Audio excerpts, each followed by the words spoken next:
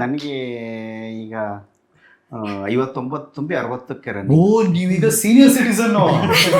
ಅಂದ್ರೆ ಅವ್ರಿಬ್ರಿಗೂ date of birth ಗೊತ್ತೇ ಇಲ್ಲ ಅವ್ರಿಗೆ. ಗೊತ್ತಿಲ್ಲ. ಸ್ಕೂಲ್ ಡೇಟ್ ಆಫ್ ಬತ್ತು, ಹಾ ಓಕೆ. ಸ್ಕೂಲಿಗೆ ಸೇರಿಸಿದ್ರಲ್ಲ ಅದೇ ಡೇಟ್ ಆಫ್ ಬರ್ತ್. ಆ ಪ್ರಕಾರ ಸೀನಿಯರ್ ಸಿಟಿಸನ್ ಎಂಟ್ರಿ ಕೊಡ್ತಿದ್ದೀರಿ. ನೋಡಿ ಎಲ್ಲ ಸೀನಿಯರ್ ಸಿಟಿಸನ್ ಗಳಿಗೆ ನೀವು ಒಂಥರ inspiration Ramesh sir. Thank you sir. ಮಾತಾಡಲಿಲ್ಲ ಸರ್ ಅಪ್ಪ ಹಂಗೇನಾ? ಸೈಲೆಂಟಾ ಇಲ್ಲ ಅಂದ್ರೆ ಡಿಪೆಂಡ್ ಅವ್ರ ಮೂಡ್ ಮೇಲೆ. ಸೈಲೆಂಟ್ ಆಗೂ ಇರ್ತಾರೆ, ತರ್ಲೇನು ಮಾಡ್ತಾರೆ, ಕೋಪ ಬಂದ್ರೆ ಹೆವಿ ಕೋಪ ಆತರ. ಓಕೆ ಭಾರತೀಯಮ್ಮ, ಈ ಮನೆ ಬಾಸ್ ಯಾರು? ಬಾಸ್ ಅಂತ ಯಾರು ಇಲ್ಲ ಇದು. ಇಲ್ಲ ಅವರೇ ಬಾಸು. ಅವರು ನಮ್ಮನೇಲಿ ಯಾರು ಬಾಸು ಅಂತ ಯಾರು ಇಲ್ಲ. ಅಂದ್ರೆ ಅವ್ರು ಹೇಳಿದ ತಕ್ಷಣ ಆ ಕೆಲಸ ಆಗ್ಬೇಕು ಅಂತ ಬಾಸ್ ಯಾರು? ಇವರೇ ಹೌದಾ ರಮೇಶ್? ಇವ್ರು ಹೇಳಿದ ತಕ್ಷಣ ಆಗ್ಬಿಡ್ಬೇಕು ಆ ಕೆಲಸ. ಓ ಹಂಗೆ. ಇಲ್ಲ ಅಂದ್ರೆ ಅವರೇ ಮಾಡಕ್ ಸ್ಟಾರ್ಟ್ ಮಾಡ್ಬಿಡ್ತಾರೆ. ಇವಾಗ ಚೆನ್ನಾಗಿದೆ. ಅಲ್ಲಿ ಪಾತ್ರೆ ಬಿದ್ದಿರುತ್ತೆ ಅಡ್ಗೆ ಮನೆಯಲ್ಲಿ, ಅವ್ರು ಹೇಳಿದ ತಕ್ಷಣ ಕ್ಲೀನ್ ಆಗ್ಬೇಕು, ಇಲ್ಲಾಂದ್ರೆ ಅವ್ರೇ ಹೋಗ್ತು. ನಾನ್ ಬೇರೆ ಕೆಲಸ ಮಾಡ್ತಿದ್ವಿ, ಆ ಪಾತ್ರೆ ಇರುತ್ತೆ, ಆಮೇಲೆ ತೊಳ್ಕೊಳ್ತೀನಿ, ಬಿಡಲ್ಲ. ನನಗೆ ನೀಟಾಗಿರ್ಬೇಕು, ನೀಟಾಗಿ ಕಾಣಬೇಕು. ಮೊದಲೇ ತೊಳ್ಬಿಟ್ಟಿರ್ತಾರೆ. ಚೆನ್ನಾಗಿದೆ ಆಕ್ಚುಲಿ ಈ ತರದ ಐಡಿಯಾ. ಅಂದ್ರೆ ಬೇರೆಯವ್ರಿಗೆ ಅವಾಜ್ ಹಾಕ್ಸೆಲ್ಲ ಮಾಡ್ಸಲ್ಲ, ಇಲ್ಲ ಅವರೇ ಇವ್ರೆಲ್ಲ ಅವರೇ ಮಾಡ್ತಾರೋ ಅಂತ ಇವ್ರು ಮೊದ್ಲೇ ಸ್ಟಾರ್ಟ್ ಮಾಡ್ಬಿಡ್ತಾರೆ. ಕಾಂಪಿಟೇಷನ್ ಕ್ಲೀನಿಂಗ್ ನಡೆಯುತ್ತೆ ನಮ್ಮನೆಲ್ಲ ಆತರ ನೋಡಿ. ಅದಕ್ಕೆ ಈಗಿನ ಕಾಲದವ್ರಿಗೆ ನೀವಿಬ್ರು ಎಷ್ಟು ಮಾದರಿ ಆಗಿದ್ದೀರಿ ನೋಡಿ. ನಿಮ್ಮ ಮಗ ಸೊಸೆ ಚೆನ್ನಾಗಿದೆ, ಕರೆಕ್ಟ್ ಆಗಿದೆ. ಇಲ್ಲ ನನಗೆ ಕೇಳ್ತಾರೆ, ನಾನು ಹೆಂಡತಿಗೆ ಹೆಲ್ಪ್ ಮಾಡ್ತಿದ್ದಾಗ, ಅದೇ ನಾರ್ಮಲ್ ಆಗಿ ಒಂದು ವರ್ಡ್ ಯೂಸ್ ಮಾಡ್ತಾರಲ್ಲ, ಹೆಂಡತಿ ಗುಲಾಮ, ಸಂಘಗುಲ ಅಂತ ಎಲ್ಲ ಹೇಳ್ತಿರ್ತಾರಲ್ಲ, ನಾನೆಲ್ಲ ನಮ್ಮ ಅಪ್ಪನ್ ನೋಡ್ಬಿಟ್ಟಿದ್ದೀನಿ ನಾನು. ಅಂದ್ರೆ ಅಮ್ಮಂಗೆ ಹೆಲ್ಪ್ ಮಾಡ್ತಿದ್ದೆ ಕೆಲಸ ಮಾಡಿ, ಅದನ್ನ ನಾವು ಅದು ನೋಡಿದ್ರೇನೆ ತಾನೇ ನಮಗೂ ಬರುತ್ತೆ, ಅದನ್ನ ಅಡಾಪ್ಟ್ ಮಾಡ್ಕೊಂಡಿದ್ದೆ. ಅಂದ್ರೆ ಈಗಿನ ಜನರೇಷನ್ಗೆ ಬೇಕು ಇಬ್ರು ಕೆಲ್ಸಕ್ಕೆ ಹೋಗೋದ್ರಿಂದ ಒಬ್ರಿಗೊಬ್ರು ಸಪೋರ್ಟ್ ಮಾಡ್ಕೊಂಡಿದ್ರೆ ಅಂದ್ರೆ ನನಗೇನ್ ಆತರ ಏನ್ ತಪ್ಪೇನ್ ಕಾಣಿಸಲ್ಲ, ಬಟ್ ನೋಡೋರಿಗೆ ಅನ್ಸುತ್ತೆ, ಸೊ ನಾನು ಅದನ್ನೇನ್ ತಲೆ ಕೆಡಿಸ್ಕೊಳ್ಳಲ್ಲ ಆತರ. ಗುಡ್. ರಮೇಶ್ ಸರ್, ನೀವು ಇದೇ ಊರವರು? ಇದೆ, ನಮ್ದು ಪ್ರಾಪರ್ ಹಾಸನ ಜಿಲ್ಲೆ ಅಕ್ಕಲಗೋಡ ತಾಲೂಕು. ನಾವು ಹಾಸನ ಬಂದು 40 ವರ್ಷದ ಮೇಲೆ ಆಗಿದೆ. ಮದ್ವೆ ಆದ್ಮೇಲೆ ಬಂದಿದ್ದ?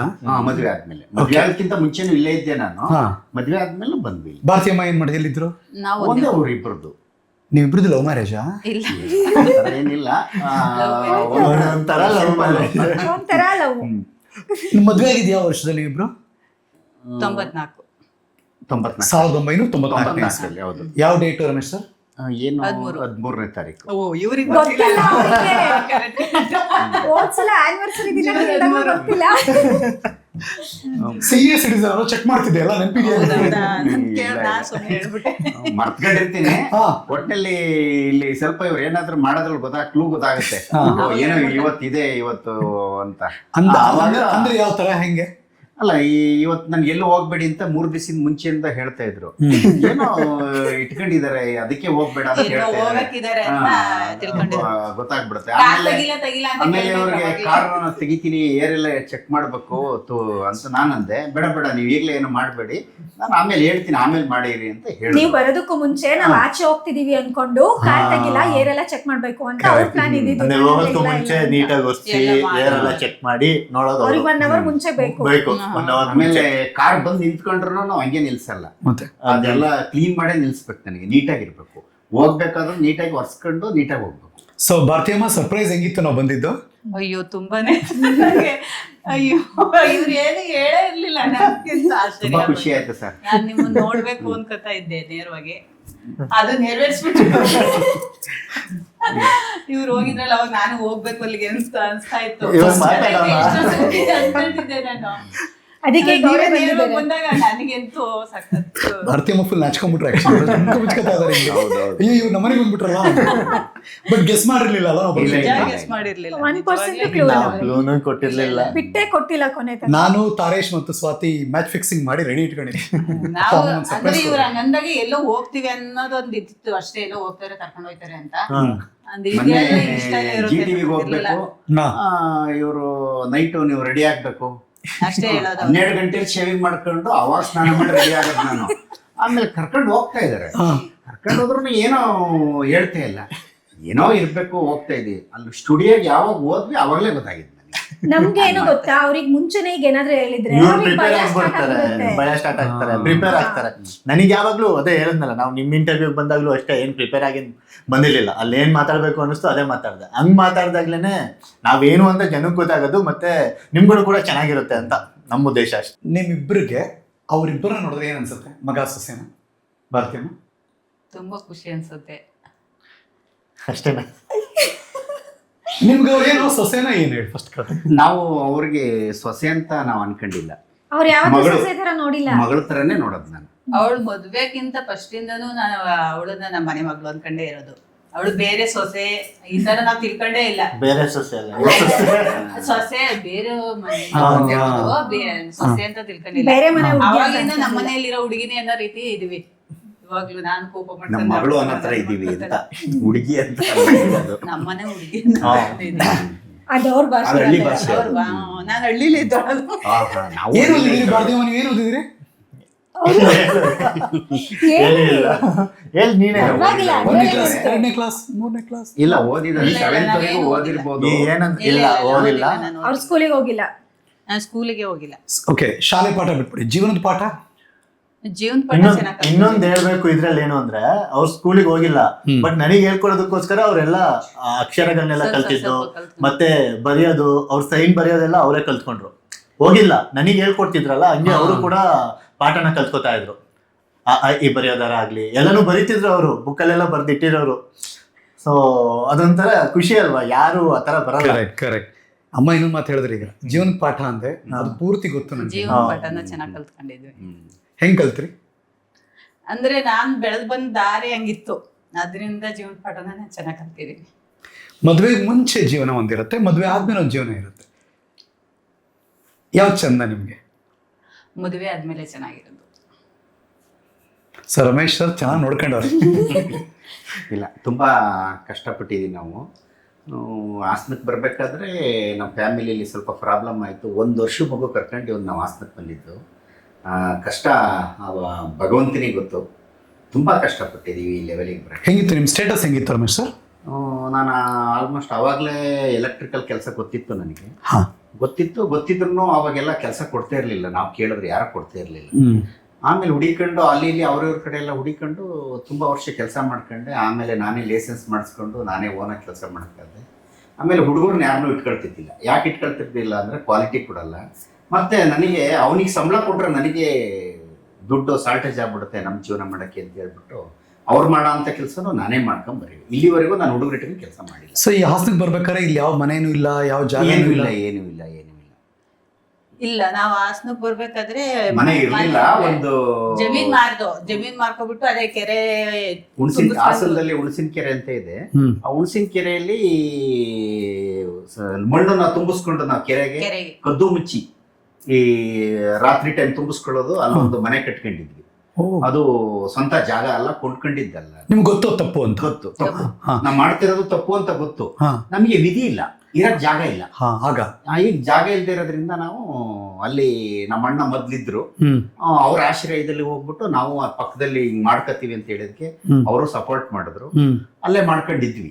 ಅಲ್ಲಿ ಈಗ ಇರಕ್ಕಾಗಲ್ಲ ಅಂತ ಹೇಳ್ಬಿಟ್ಟು ಆ ಜಾಗ ಸ್ವಲ್ಪ ಇವನು ಚೇಂಜ್ ಆದ್ನಲ್ಲ, ಎಜುಕೇಶನ್ ಇದೆಲ್ಲ ಚೇಂಜ್ ಆದಾಗ ಮಕ್ಕಳು ಒಳ್ಳೆ ವಾತಾವರಣದಲ್ಲಿ ಬೆಳೀಲಿ ಅಂತ ಈ ಕಡೆ ಬಂದ್ಬಿಟ್ರು. ಈ ಹಿಂದಿನ ಕಾಲದವ್ರು ಯಾವಾಗ್ಲೂ ಹೇಳೋದು ತಿಪ್ಪೆಗೆ ಹೆಸರು ಲೆಕ್ಕ ಇರ್ಬೇಕು ಅಂತ. ಹೌದೌದು ಅಲ್ವಾ? ಹೌದು. ಆ ಕಾಲ ನೋಡಿದ್ರಿ ನೀವು? ಖಂಡಿತ ಖಂಡಿತ ಖಂಡಿತ. ನಮಗೆ ಹೇಳ್ತಾರೆ ಬೈಬೇಕಿದ್ರೆ ಕಕ್ಕಸ್ ಗುಂಡಿ ಎಲ್ಲ ಬಚ್ಚಿದ್ದನು. ಹೌದು ಹೌದು ಹೌದು ಅಂತಾರೆ. ಕೆಲಸ ಗೊತ್ತಿದ್ರು ಈ ಮನೆ ಕಟ್ಟೋರಿಗೆ ಪಾಯ ತೆಗಿಯಕ್ ಹೋಗೋದು, ಮಣ್ಣು ತೆಗಿಯಕ್ ಹೋಗೋದು. ಆಮೇಲೆ ಯಾರಾದ್ರೂ ಕಕ್ಕಸ್ ಗುಂಡಿ ನಮಗೆ ತುಂಬಿದೆ ಅಂದ್ರೆ ಅದನ್ನ ಖಾಲಿ ಮಾಡ್ಕೊಡಕ್ ಹೋಗೋದು. ಅವಾಗೆಲ್ಲ ಡ್ರೈನೇಜ್ ಇರ್ಲಿಲ್ವಲ್ಲ. ಹೌದು, ಅದನ್ನೆಲ್ಲ ಮಾಡಿದ್ದೀನಿ. ತುಂಬಾ ಕಷ್ಟಪಟ್ಟಿದ್ದೀನಿ. ಇವನಿಗೆ ವಾರದಲ್ಲಿ 2 ಸತಿ 3 ಸತಿ ಹುಷಾರಿರ್ತಾ ಇರಲಿಲ್ಲ, ಹಾಸ್ಪಿಟ್ಲಿಗೆ ಹೋಗೋಕೆ ದುಡ್ಡು ಇರ್ತಾ ಇರಲಿಲ್ಲ. ಆಮೇಲೆ ಯಾರಾದ್ರೂ ಕರೆಂಟ್ ಇಲ್ಲ ನಮ್ಮನೇಲಿ ಅಂದ್ರೆ ಏನಿಲ್ಲ ಅಂದ್ರೂ ಕರೆಂಟ್ ಹೊಡಿತದೆ ಅಂತ ಗೊತ್ತಿದ್ರು ಕಷ್ಟಪಟ್ಟಿದ್ದು ಕೆಲಸ ಮಾಡ್ಕೊಟ್ಟಿದ್ದೀನಿ. ಅವ್ರು ಏನ್ ಕೊಡ್ತಾರೆ ಅದನ್ನ ಇಸ್ಕೊಂಡಿದ್ದು, ಇಷ್ಟೇ ಕೊಡಿ ಅಂತಲೂ ಕೇಳಿಲ್ಲ ನಾವು. ಭಾರತೀಯವನ್ನು ಕೇಳಿಲ್ವಾ? ನಂಗೆ ಇದು ಬೇಕು, ನಂಗೆ ಅದು ಬೇಕು? ಇಲ್ಲ ಇಲ್ಲ ಇಲ್ಲ, ಅವ್ರು ಇಲ್ಲಿವರೆಗೂ ಏನೂ ಕೇಳಿಲ್ಲ. ಅವ್ರು ನಾವೇನಾದ್ರೂ ತಂದ್ರೆ ಇದು ಯಾಕೆ ತರ್ತೀರಾ, ಏನಕ್ಕೆ ಅಂತಾರೆ. ನಾನ್ ಕಷ್ಟದಿಂದ ಬೆಳೆದಿದ್ರಿಂದ ನಾನು ಅದೆಲ್ಲನೂ ನಮ್ಗೆ ಇದೇ ಬೇಕು ಅದೇ ಬೇಕು. ಆಮೇಲೆ ಹೊರಗಡೆ ಎಲ್ಲಾದ್ರೂ ಹೋಗೋಣ ಊಟಕ್ಕೆ ಅಂದ್ರೆ ಬೇಡ, ತಂದ್ಕೊಡಿ ಮನೇಲೆ ಮಾಡೋಣ, ಎಲ್ಲ ಇಲ್ಲೇ ತಿನ್ನೋಣ. ಇನ್ನೊಂದೇನಂದ್ರೆ ಅಷ್ಟು ಕಷ್ಟದಲ್ಲಿದ್ದಾಗಿಂದನೂ ಕೂಡ ನಮ್ಮ ಅಮ್ಮನ ಎಲ್ಲೂ ಕೆಲಸ ಕಲಿಸಿಲ್ಲ ಇದುವರೆಗೂ. ಅವು ಕೆಲ್ಸಕ್ಕೂ ಕಳ್ಸಿಲ್ಲ, ಇಲ್ಲಿವರೆಗೂ ಹೋಗಿ ಮಾರ್ಕೆಟ್ ಎಲ್ಲ ಅವ್ರು ಏನು ಪರ್ಚೇಸು ಮಾಡ್ಕೊ ಬಂದಿಲ್ಲ. ಹೌದಾ? ಇಲ್ಲಿವರೆಗೂ ಅಂಗಡಿ ಒಳಗೆ ಒಂದು ಬೆಂಕಿ ಪಟ್ಟಣ ತಂದಿಲ್ಲ ಅವರು. ಅವ್ರು ಈಗ್ಲೂ ಕಳ್ಸಲ್ಲ ಅವ್ರನ್ನ ಆಚೆಗೆ. ಕೆಲ್ಸಲ್ಲ, ಇವರೇ ಕದ್ದು ಮುಚ್ಚಿ ಹೋಗ್ಬೇಕಷ್ಟೇ. ಬಾತ್ರೂಮ್ ಹೋಗೇ ಇಲ್ವ ಇವತ್ತು? ಹೋಗೇ ಇಲ್ಲ. ಮತ್ತೆ ಮನೆಗೆ ಮೊದಲಿಂದಲೂ ದಿನಸಿ ತರೋರು ಯಾರು? ಎಲ್ಲ ಅಲ್ಲ ನಾನೇ ಅವ್ರು. ತರೋದು. ಇಲ್ಲಿವರೆಗೂ ಹೋಗಿಲ್ಲ ಅವರು. ಒಂಥರ ಹೆಂಡತಿನ ಡಾರ್ಲಿಂಗ್ ತರನು ಇಟ್ಕೊಂಡವ್ರೆ. ಅವರು ಅಷ್ಟು ಕಷ್ಟಪಟ್ಟಿದ್ದಾರೆ. ಹೌದು, ಬಟ್ ನಿಮ್ಮನ್ನ ಚೆನ್ನಾಗಿ ಅಡಿಗೆ ಊಟ ತಿಂಡಿ ಎಲ್ಲ ಮಾಡಿ ನಿಮ್ಮ ಆರೋಗ್ಯಕ್ಕೆ ಅವರು ಚೆನ್ನಾಗಿ ಇಟ್ಕೊಂಡು ತುಂಬಾ ನೀಟಾಗಿ ನೋಡ್ಕೊಳ್ತಾರೆ. ನಾನು ಹೊರಗಡೆ ಹೋದ್ರೆ ಬೆಳಿಗ್ಗೆನೆ ಎದ್ದು ಎಲ್ಲ ನನಗೂ ಏನ್ ತಿಂಡಿ ಮಾಡ್ಕೊಡ್ಬೇಕು, ಅಲ್ಲಿ ಹೊರಗಡೆ ಕೆಲಸದ ಹತ್ರ ಹೋಟ್ಲಲ್ಲಿ ಮಾಡಲ್ಲ ನಾವು, ಕಡಿಮೆ ಡಬ್ಬಿಗೆ ಹಾಕಿ ಕೊಡ್ತಾರೆ. ಈಗಲೂ ನೀರು ಪ್ರತಿಯೊಂದು ರೆಡಿ ಮಾಡಿ ಕೊಡ್ತಾರೆ. ನಾನು ಇನ್ನು ಹಳ್ಳಿ ಕಡೆ ಗಂಡ ಹೆಂಡತಿ ನಡುವೆ ತುಂಬಾ ಅನ್ಯೋನ್ಯತೆ ಇದ್ರೆ ನೋಡಿ ಈಡು ಜೋಡು ಎಷ್ಟು ಚೆನ್ನಾಗಿದೆ ಅಂತಾರೆ. ನೋಡಿ ನಿಮ್ಮ ಅಪ್ಪ ಅಮ್ಮ ಹಂಗಿದ್ದಾರೆ. ಅದೇ ನಾವು ಕಲಿಯೋದಲ್ವಾ, ಹಂಗೆ ಇರ್ಬೇಕು. ಅದನ್ನೇ ನಾವು ತಿಳ್ಸಕ್ ಹೋಗ್ತಾ ಇರೋದು ವಿಡಿಯೋದಲ್ಲಿ ಅಷ್ಟೇ. ಅಂದ್ರೆ ಅವ್ರು ಏನ್ ಅನ್ಕೋತಾರೆ, ಇವರು ದುಡ್ಡಿಗೋಸ್ಕರ ಮಾಡ್ತಿದ್ದಾರೆ ಅಂತ. ಬಟ್ ನಾನು ಅವಾಗ್ಲೂ ಹೇಳಿದ್ದೆ, ನಮ್ಮನ್ನ ನೋಡಿದ್ರೆ ಫ್ಯಾಮಿಲಿ ಅಂದ್ರೆ ಈ ತರ ಇರ್ಬೋದು, ಅತ್ತೆ ಸೊಸೆ ಅಂದ್ರೆ ಹಿಂಗ್ ಇರ್ಬೇಕು, ಅಪ್ಪ ಮಗ ಇಲ್ಲ ಅಮ್ಮ ಮಗ ಇಲ್ಲ ಮಾವ ಸೊಸೆ ಈ ತರ ಇರ್ಬೇಕು ಅಂತ ತಿಳ್ಸೋದು ಉದ್ದೇಶ ಆಗಿದೆ. ಬಟ್ ಅದನ್ನ ನೋಡಲ್ಲ. ಕೆಲವು ಜನ ನೋಡ್ತಾರೆ, ಕೆಲವು ಜನ ಬೇರೆ ತರಾನೇ ಮಾತಾಡ್ತಾರೆ. ಬಟ್ ನಮ್ ಕೆಲಸ ನಾವೇನಾದ್ರು ಮಾಡ್ಕೊಂಡು ಹೋಗ್ತೀವಿ. That's okay. ತುಂಬಾ ಚೆನ್ನಾಗಿ ಟಾರ್ ಹಾಕಿರ್ತಾರೆ. ಯಾರೋ ಗೊತ್ತಿಲ್ಲ, ರಾತ್ರಿ ಬಂದು ಅಗಲ್ ಬಿಡ್ತಾರೆ ಅಂತ, ಅಥವಾ ಏನೋ ಹಂಸ್ ಬಂದ್ಬಿಟ್ಟಿರುತ್ತೆ, ಒಂದಿನ ಕಲ್ ಬಂದ್ಬಿಟ್ಟಿರುತ್ತೆ. ಬಟ್ ಅಂಥ ಮನೆಗೆ ಸೊಸೆಯಾಗಿ ಬರೋದು ಎಷ್ಟು ಖುಷಿ ಮತ್ತು ಎಷ್ಟು ಪ್ರೌಡ್ ಫೀಲ್ ಆಗುತ್ತೆ ಸ್ವಾತಿ. ಅದನ್ನ ಹೆಂಗೆ ಎಕ್ಸ್ಪ್ರೆಸ್ ಮಾಡಕ್ ಗೊತ್ತಾಗಲ್ಲ. ಅದನ್ನೆಲ್ಲ ಈಗಲೂ ತುಂಬಾ ಖುಷಿ ಇದೆ ನನಗೆ. ಆ ದೇವ್ರು ಯಾವುದಕ್ಕೂ ಕೊರತೆ ಮಾಡಿಲ್ಲ ಇಲ್ಲಿ ತನಕ. ಇಂಥ ಒಳ್ಳೆ ಅಪ್ಪ ಅಮ್ಮನ ಕೊಟ್ಟಿದ್ದಾರೆ, ಅಷ್ಟೇ ಸಾಕು. ನಂಗೆ ಈ ಫ್ಯಾಮಿಲಿ ನೋಡಿದ್ರೆ ನಿಜವಾಗ್ಲೂ ಖುಷಿ ಆಗುತ್ತೆ. ಅದಕ್ಕೆ ಬಂದು ಹುಡ್ಕೊಂಡು ಮಾತಾಡಿಸ್ಬೇಕು ಅಂತ. ಬಿಕಾಸ್ ಯಾಕೆಂದರೆ ಐ ಸ್ಟಿಲ್ ರಿಮೆಂಬರ್, ನನಗೆ ಡಬಲ್ ಖುಷಿ ಇವತ್ತು. ಯಾಕೆ ಅಂದರೆ, ಒಂದು ನಿಮ್ಮನ್ನು ಭೇಟಿ ಮಾಡ್ತಿರೋದು ಎಕ್ಸಾಕ್ಟ್ಲಿ 1 year ಬ್ಯಾಕ್, ಒಂದು 2025 ಜುಲೈನಲ್ಲಿ ನಾನು ತಾರೇಶ್ ಮತ್ತು ಸ್ವಾತಿ ಅವರ ಬದುಕಿನ ಪುಟಗಳನ್ನು ಜಗತ್ತಿನ ಮುಂದೆ ಇಟ್ಟೆ. ಅದ್ಭುತವಾಗಿರುವಂಥ ರೆಸ್ಪಾನ್ಸ್ ಬಂತು. And thank you for that. ಇಲ್ಲ, ನಿಮಗೆ ಥ್ಯಾಂಕ್ ಯು ಹೇಳ್ಬೇಕು. ಯಾಕೆಂದ್ರೆ ನೀವೇನೆ ನಮ್ ಬದುಕು ಈ ತರ ಇತ್ತು ಅಂತ ತೋರಿಸ್ಕೊಟ್ಟಿದ್ದೆ ಎಲ್ರಿಗೂ. ಅದಾದ್ಮೇಲೆ ನಾನು ಮಾತು ಹೇಳಿ ಕಳಿಸಿದ್ದೆ ನಾನು ಸ್ವಾತಿ ಅವರಿಗೆ, ನಿಮ್ಮ ಬದುಕು ಚೆನ್ನಾಗಾಗಬೇಕು, ನಿಮ್ಮ ಫ್ಯಾಮಿಲಿ ಮತ್ತೆ ಎಲ್ಲ ಒಂದಾಗಬೇಕು ಅಂತ. ಅದಾದ್ಮೇಲೆ ಒಂದಷ್ಟು ತಿಂಗಳಿಗೆ ಅವರೊಂದು ವಿಡಿಯೋ ಮಾಡಿಬಿಡ್ತಾರೆ. You can't imagine. ನನಗೆ ವಾವ್, ಒಂದು ವಿಡಿಯೋ ಅಥವಾ ನಾನೇನೋ ಅನ್ಕೊಂಡಿದ್ದು ಮ್ಯಾನಿಫೆಸ್ಟೇಷನ್ ಅಂತಿರೋ ಏನ್ ಬೇಕಾರಾಗಿರ್ಲಿ, ಅದು ನಿಮ್ಮ ಫ್ಯಾಮಿಲಿ ಒಂದಾಗೋಯ್ತಲ್ಲ. ಅದಕ್ಕೆಲ್ಲ ಕಾರಣಕರ್ತರು ಇವರೇನೆ. ಇವರೇ ಸಡನ್ ಆಗಿ ಕರ್ಕೊಂಡು ಹೋಗಿ ಮಾತಾಡ್ಸಿದ್ದು ಇವರೇನೆ.